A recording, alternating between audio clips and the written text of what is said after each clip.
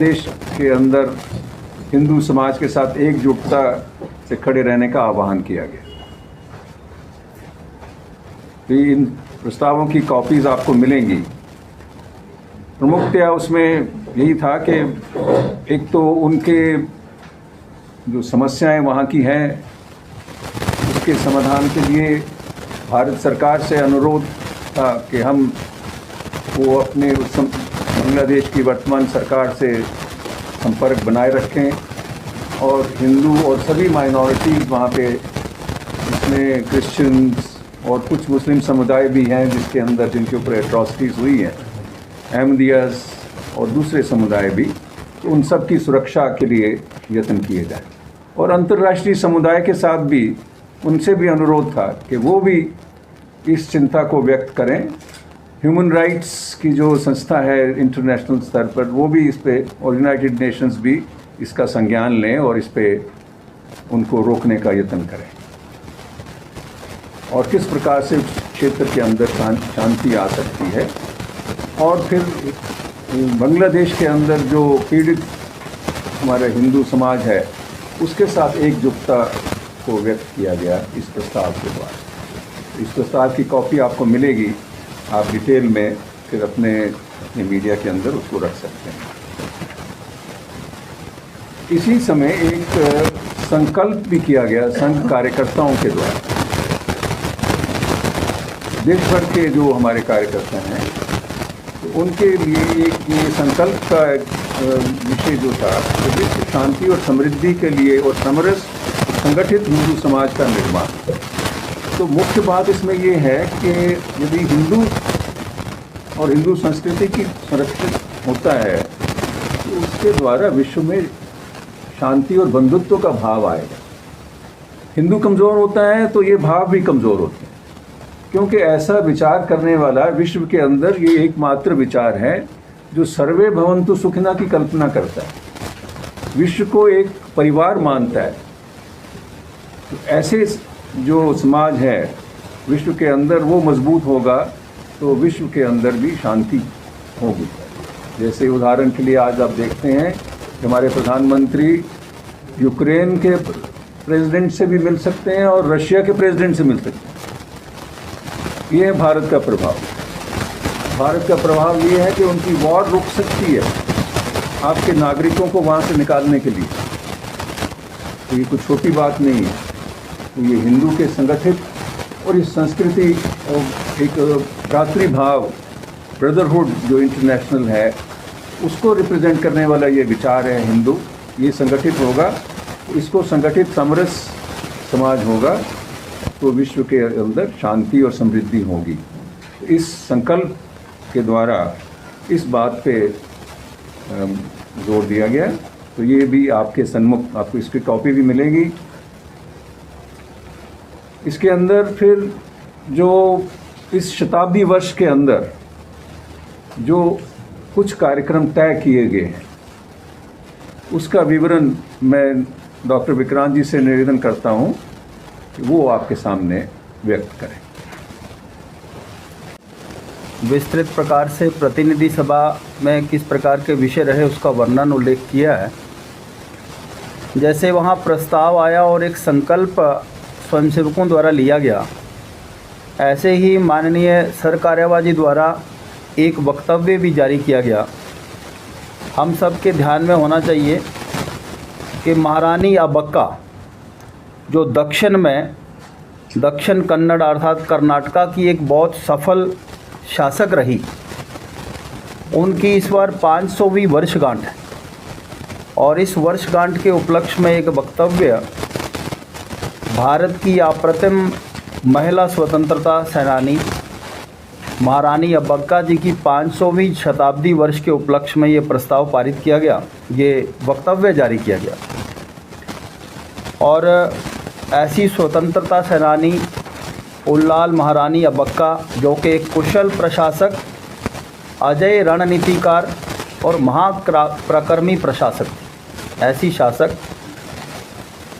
तो किस प्रकार से उनने दक्षिण कन्नड़ जो है उस पर सफलतापूर्वक शासन किया उसका उल्लेख इस वक्तव्य में आया। और राष्ट्रीय स्वयंसेवक संघ उनकी 500वीं वर्षगांठ पर उनकी जो अजय विरासत है उसको हृदय से श्रद्धा सुमन अर्पित करते हुए उनका स्मरण किया गया।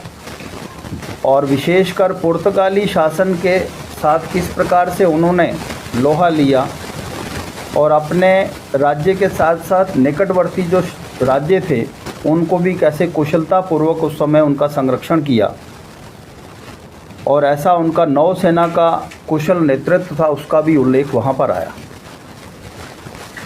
अभी डॉक्टर साहब ने कहा कि अपना संघ के लिए ये वर्ष विशेष है क्योंकि इस बार संघ का शताब्दी वर्ष है, संघ ने 100वें वर्ष में प्रवेश किया है।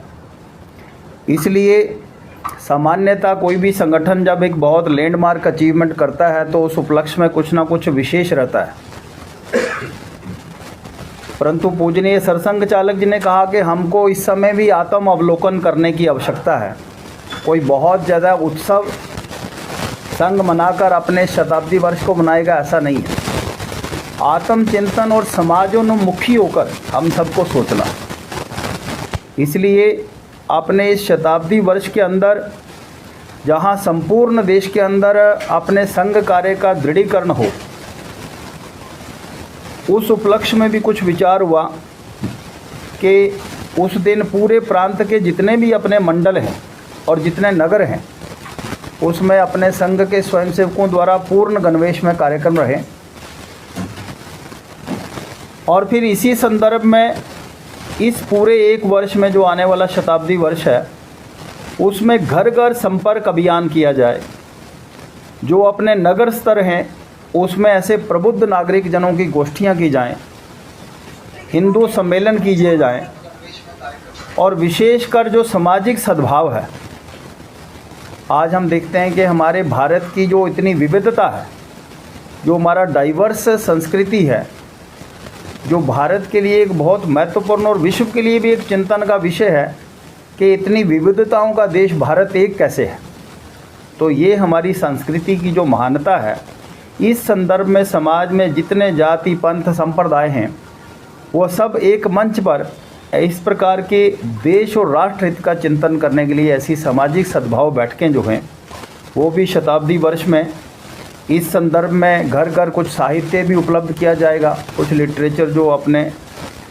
और विशेषकर एक आह्वान हुआ है कि मातृशक्ति, अनेक बार लोग बात करते हैं संघ में अनेक ऐसे अपने संगठन हैं और विशेषकर मातृशक्ति का भी महिलाओं का संगठन जो है राष्ट्रीय सेविका समिति है। परंतु फिर एक बार आह्वान किया गया कि हर क्षेत्र के अंदर मातृशक्ति महिलाओं के बीच में और विशेषकर युवाओं के बीच में अपने राष्ट्र समाज के प्रति चिंतन विचार बढ़े। इस निमित्त भी अपने शताब्दी वर्ष में अनेक कार्यक्रमों पर विचार किया गया है। वो इस वर्ष जैसे जैसे समय बीतेगा तो अनेक इस प्रकार के कार्यक्रम आप सभी बंधुओं के समक्ष आएंगे। अनेक विषय प्रतिनिधि सभा में आते हैं और उनमें से अपने प्रांत में किस किस प्रकार से ये विषय रहेंगे, परंतु इसका उद्देश्य है कि दूर सुदूर क्षेत्र, मंडल, ग्राम और नगरीय क्षेत्र में प्रत्येक बस्ती मोहल्ले तक अपना संघ कार्य और विचार, राष्ट्रीयता का विचार पहुँचे। इसको लेकर अनेक वहाँ विषय आए। अपने प्रांत और राष्ट्रीय स्तर पर संघ की कार्य स्थिति क्या है, इस समय संघ का कार्य कहाँ खड़ा है, इसको लेकर भी कुछ आंकड़े आए। अपने बीच में अपने प्रांत कार्यवाह श्रीमान अवतार जी हैं, तो वह कुछ आंकड़े राष्ट्रीय स्तर पर और अपने जम्मू कश्मीर प्रांत संघ कार्य की स्थिति के बारे में हमारे समक्ष रखेंगे। कार्य जब प्रारंभ हुआ तो एक शाखा से प्रारंभ हुआ।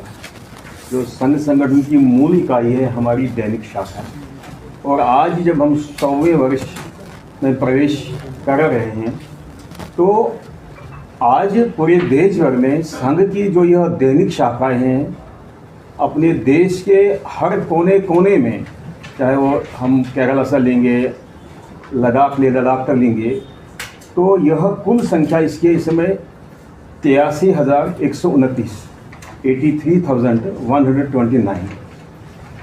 इसके साथ साथ जहां संभव नहीं होता दैनिक शाखाओं का, तो एक साप्ताहिक मिलन के रूप में अपनी समाज की शक्ति को बढ़ाने के लिए, समाज में संस्कारों से ओतप्रोत करने के लिए जो हमारे ऐसे साप्ताहिक मिलन चलते हैं, तो उसकी संख्या भी जो इस समय हमारे देश भर में है 32,147 32,147 शाखाएं मिलन, साप्ताहिक मिलन, वीकली शाखाएं 83,000। और जो मासिक मंडलियां होती हैं जहां अभी मिलन संभव नहीं है तो वहां पर मासिक मिलन, मासिक एकत्रीकरण रहते हैं तो उसको मासिक मंडली बोलते हैं।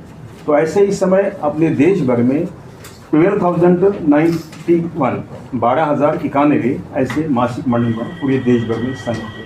यह कुल जो मूल शक्ति है संघ, जिसके आधार पर समाज का परिवर्तन, जो ऊर्जा है जहाँ से प्राप्त होती है, यह हमारी जो मूल इस प्रकार का कार्य है। इसी प्रकार से अपने जम्मू कश्मीर प्रांत में भी यह जो संघ का कार्य यह हर वर्ष की तरह आगे बढ़ ही रहा है। तो इस समय अपने प्रांत में 458 स्थानों पर 458 प्लेसेस पर 678 शाखाएँ हैं, 678। और यह जो साप्ताहिक मिलन है यह 394 और जो मासिक मंडली है यह 328। तो यह अपने जो कार्य का इस समय एक स्वरूप है अपने प्रांत में, अपने देश भर में।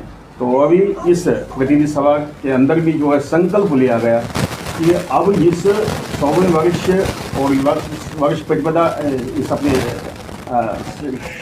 100 वर्ष पूरे होने पर तो हमने अपने कार्य को और गति देना है और ऊर्जा देना है और शाखाओं को बढ़ाना है। तो इसके लिए सारे स्वयं से संकल्पबद्ध है ताकि अपनी शक्ति और ऊर्जा और अपने देश में इसका विकास बढ़े।